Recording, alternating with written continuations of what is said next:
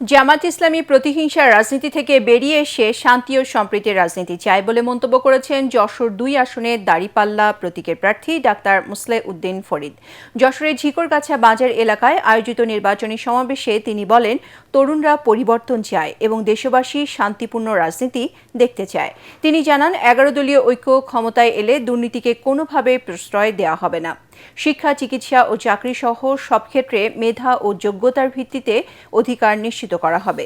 একই সঙ্গে তিনি অভিযোগ করেন, বিভিন্ন এলাকায় জামায়াতের নেতাকর্মীদের উপর হামলা ও হুমকির ঘটনা ঘটলেও আইনশৃঙ্খলা বাহিনীর তৎপরতায় পরিস্থিতি বর্তমানে স্বাভাবিক রয়েছে।